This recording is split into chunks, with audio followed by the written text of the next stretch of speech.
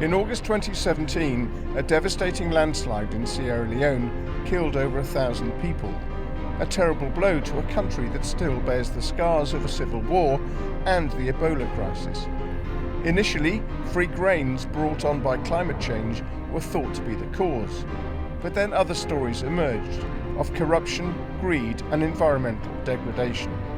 We've been to ask why stark warnings of catastrophe were ignored.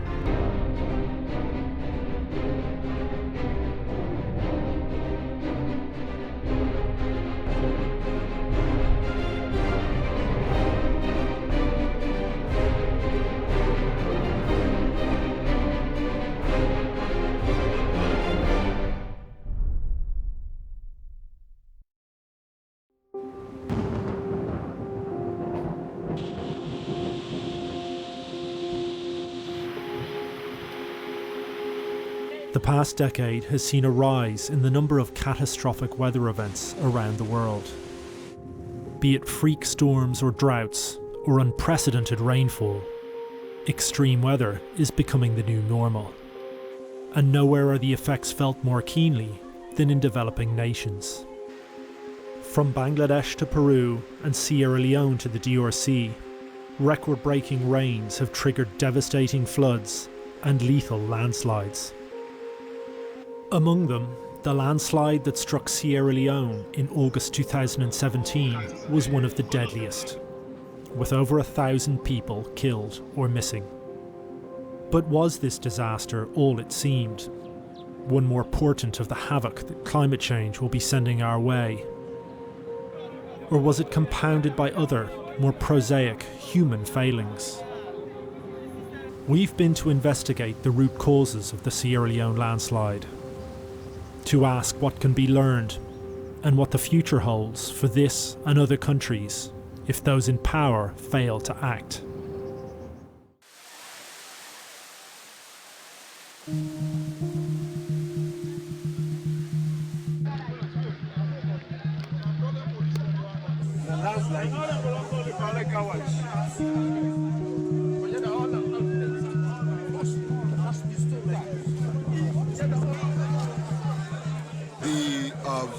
Dug out several corpses.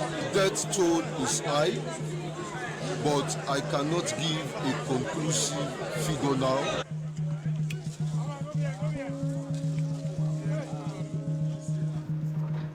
On the morning of August 14th, 2017, after days of heavy rain, the side of the Sugarloaf Mountain in Regent, Sierra Leone, collapsed. The avalanche of mud, water and rock that followed destroyed 300 homes and killed over 1,000. These are most deadly devastation. We had a war that killed over 100,000 or by whatever estimate.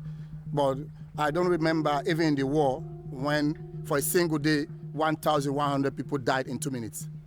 There was a big sound, like a plane coming down. You know, that kind of sound, which it was not easy. It was so terrible. Even the ground vibrates. I got what's on me, why they cry. For them, my family, they because they get me some of my brother, they help me. But by this hour, I don't see it though.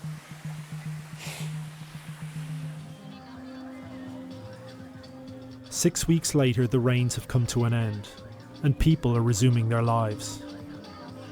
But not everyone thinks heavy rainfall alone caused the disaster.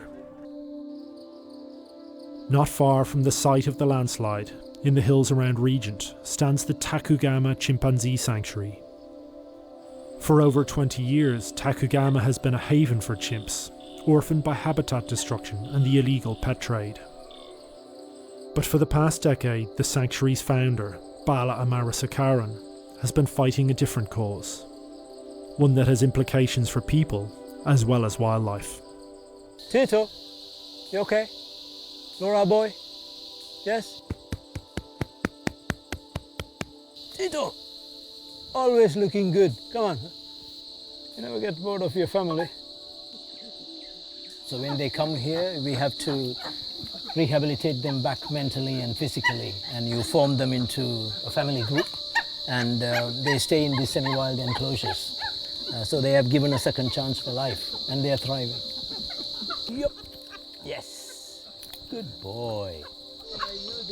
Takugama lies on the border of the Western Area National Park, a 70 square mile stretch of mountainous rainforest adjoining the capital. Founded more than a century ago, the park is home to 90% of Sierra Leone's biodiversity, including wild chimpanzees and numerous endangered species. It is this forest and its wildlife that Bala and his team of forest rangers have been fighting to protect. You see this line here? There was a caterpillar that was trying to come in all the way, and we managed to stop it at that point. But then it's like continuous firefighting. It's like you stop, you move, then after 1-2 months they attempt again.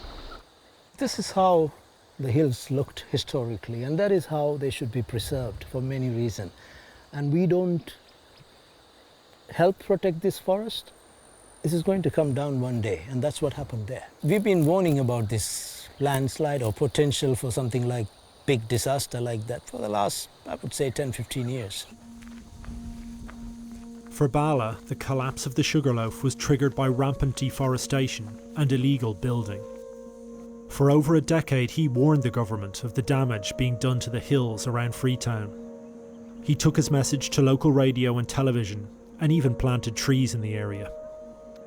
In Lost Freetown, a documentary produced a decade ago, Bala appeared alongside local architects and urban planners, calling on the government to control unplanned building and environmental damage around the city. With the war situation we had, everything stopped for many, many years. So I think suddenly there is this thirst where everyone wants to build, people even want to come back to Sierra Leone, those who left. So there is a huge demand for land.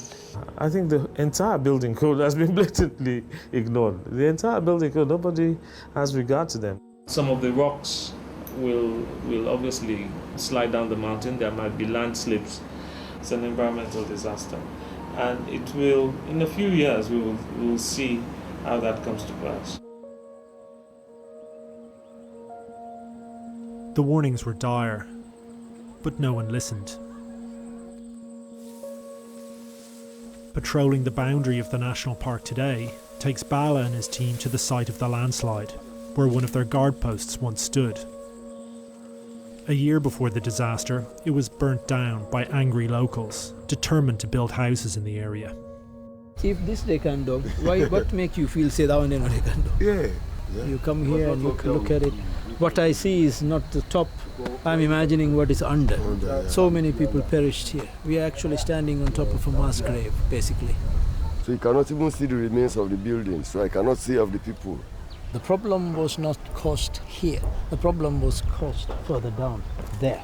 You can see this landscape, a lot of rock. When you have this rock, you have little soil here and there.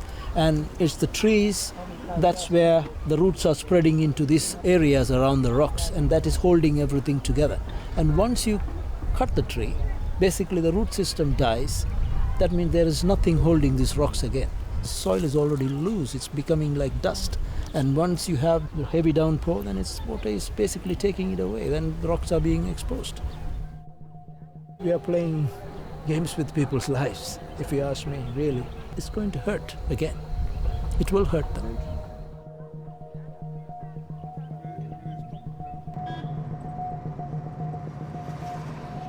Architects Manilius Garber and Gwyn J. Allen returned to Freetown at the end of Sierra Leone's civil war and found a city where the rulebook had been thrown out the window.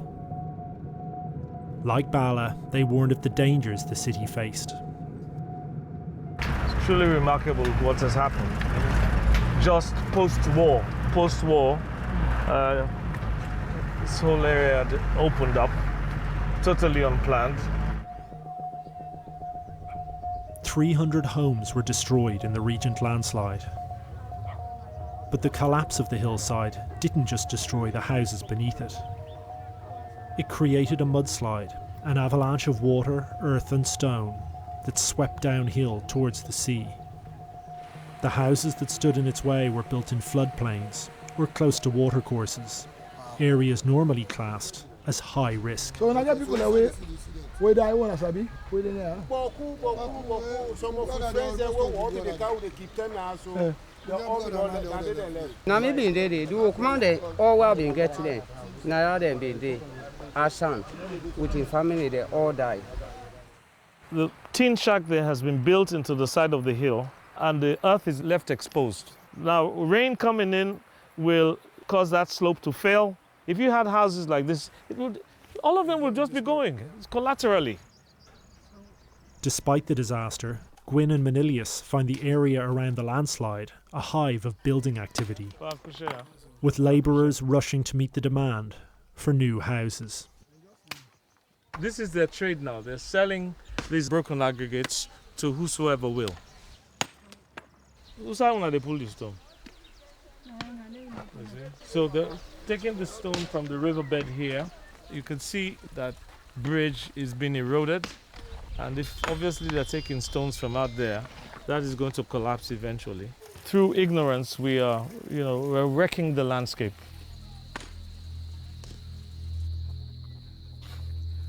Look at the height of that. None of these houses should have been built in this vicinity at all. It's a mishmash of houses placed on the hill. It would be interesting to find out if any of these houses here and shacks have building permits.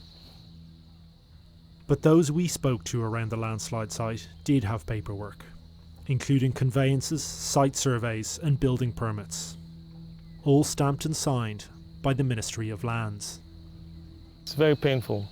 It brings heaviness in my heart to see that we do have people in Sierra Leone who know what to do, who would advise government on how to proceed. But if that is ignored, then what? There is no silver bullet that would have prevented the Regent landslide. Not everyone thinks loss of forest cover or damage to the landscape played such a critical role. The landslide might have happened anyway, but if the law had been upheld, it would have been far less deadly. The area around Freetown, 60% of the forest cover has been lost in the last 4 decades. Although the landslide itself, the exact spot where it happened, was actually densely forested, which points to a different issue that the hills around Freetown are relatively unstable and landslides are a frequent occurrence. Because what we've only seen is the tip of the iceberg, because if this unplanned development keeps happening, we're going to see the mudslide, landslides becoming much more frequent. There's going to be a lot more loss of life.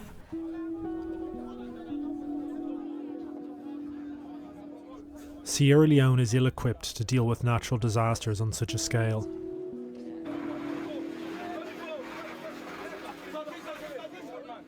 Even with the help of the international community, the government has struggled to bring aid to those affected.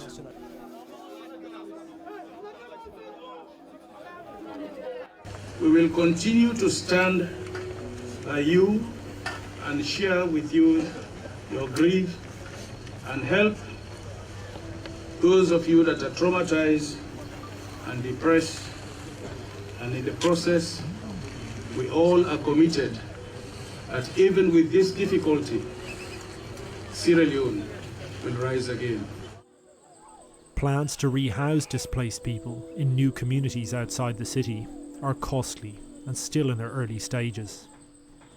But what about prevention and enforcing the existing laws? 6 months after the disaster, it's business as usual. A stone's throw from the landslide site, multi-storey houses are still going up. Wealthy and influential people live in the area, and property prices are high. Outside Takugama, a 2-storey house has sprung up. It's inside the boundary of the national park, and the forest rangers head out to investigate. The paper, the document will be given to Naya. Count the document by my procedure, please. Well, this is a document that shows that they should build their building here. Yeah, this comes from the Ministry of Lands, ministry that gives authority to people, clearance to people to do their building work. We don't have force to push them off since they are having their documents. The signed building permit means the guards are powerless to act, even though the property is being built in the national park. But not everyone agrees that the land is the government's to begin with. Those who have the money to give land to people here is the landholding family with the headman, the community people. For you to get those papers, unless you have to spend a huge sum of money again and again, before ever you can acquire a land. This country is very, very corrupt, my brother. Very, very corrupt. This same MPA, they hold. Let's just leave it like that. I should not explain everything, you know? This Africa. The government is not trying. The very people in the offices, the Ministry of Lands, they sign the document, even if it's in the water, they don't want to know, they just sign the document. Building permits in Sierra Leone are issued by the Ministry of Lands, and the location of each property is meant to be verified before the paperwork is issued. The ministry is also supposed to monitor and demolish illegal structures, supported by a number of other government agencies. This is a very complex issue. There are times you meet people, they produce documents claiming to be given to them by a government authority. And this is where the challenge comes in. The institution responsible for that, we believe, should challenge. If they think they have not issued out those documents, they should challenge the individuals, and we enforce the law. In this case, it is up to the Ministry of Land itself to enforce the law. The Minister of Lands, Diana Konamanyi, was unavailable to speak to us, but a spokesman explained the problems they face. Well, the fact that you can easily get a building permit, for example, to build in a prohibited area, is because of corruption. It is possible for someone to buy land in a national park with a survey plan and a building permit, because there's a land grabber who grabs those lands and sells to a buyer who is willing to buy regardless of the location of the property. And there is a government official who is willing and ready to issue building permit without due diligence. In most of these ministries, employees are not paid well. There are no incentives, no equipment to do the effective work, even when they have the skills, and so it's difficult for them to perform. And so the whole question is about making sure the governance system functions effectively, and then you'll be in a position to address most of these problems. The problems are compounded by resistance from local communities, eager to make use of land they consider inherited from their community elders. As far back as in 1916, the Western Peninsula was declared as a reserve. So if as far back as in 1916 it was declared a reserve, it's very difficult for me to understand how communities can lay claim to certain areas. If government does bear any responsibility at all, it would be very minimal. We have consulted with the communities, we have advised the communities to relocate in order to protect their own welfare. And we have been confronted with irate and violent community members. No one in the government of Sierra Leone or in the Ministry of Lands has resigned their position. No one has lost their job for issuing a building permit in a dangerous or illegal area. There have been pledges to begin demolitions, and some homes around the landslide site have been cleared. But there has been no public inquiry into the issue of building permits in the Freetown area.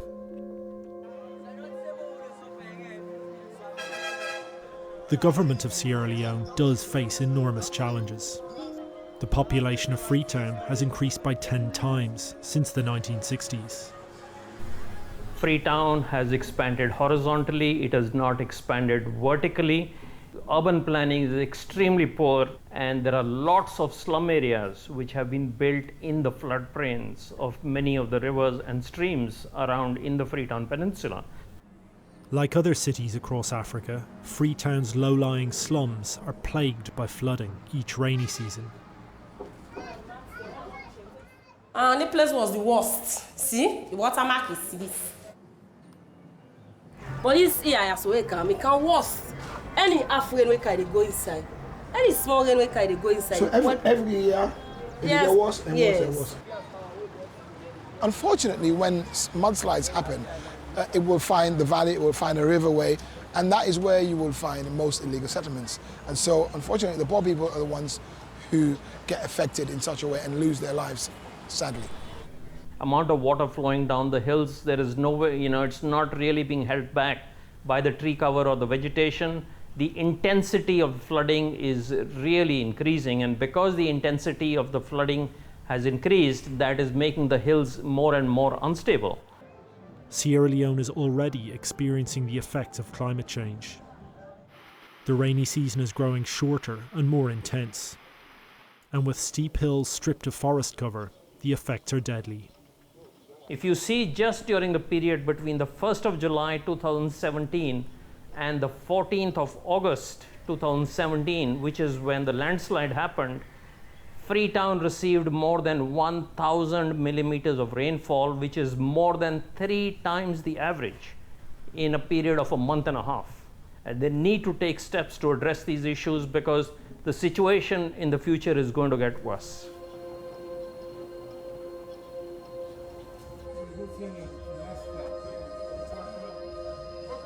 Freetown has too much water in the rainy season, but in the dry season, it faces a very different problem. March month is the start of the dry season, so people will queue out here until night hours.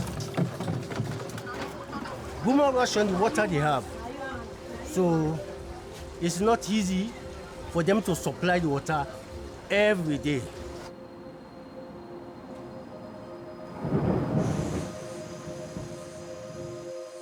Trees retain water. They absorb it through their roots and release it slowly through their leaves into the atmosphere, to fall again as rain. It is this ability of the forest to hold and release water that feeds the many streams in the hills around Freetown. Streams feed rivers, and rivers feed reservoirs. Freetown's population depends on these reservoirs for its drinking water. But without forest cover, the water cycle breaks down as rainfall runs quickly off the slopes and into the sea. Without the national park and its forests, a city of 1.3 million people will find its water supply in jeopardy. The problems facing Freetown are immense, but the forests are resilient. Back at Takugama, Bala has seen firsthand how nature can recover from human interference. 5 years ago, a hillside outside the chimpanzee sanctuary was cleared for construction. Bala lobbied the government, and the land grabbers were evicted. Today, a forest has already begun to grow. It's not the first success they've had.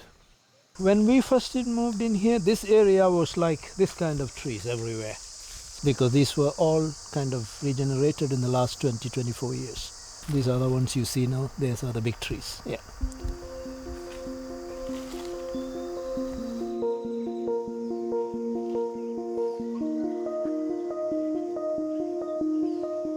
This particular tree, I'm so proud of it. I planted it 23 years ago. Yes, and it is, yes, it's a big, massive tree now. Yeah, it's something, yeah, I'm really happy with it. It's part of me, part of Takugama's story. Sierra Leone is a poor nation. It has done little to contribute to climate change. Now it finds itself facing an uncertain future. But there is still cause for hope. We have 6 months of rains and good fertile soil and everything grows back. You don't really need to plant. Even if you allow it to rest, it grows back. It's not all lost. It can be regained.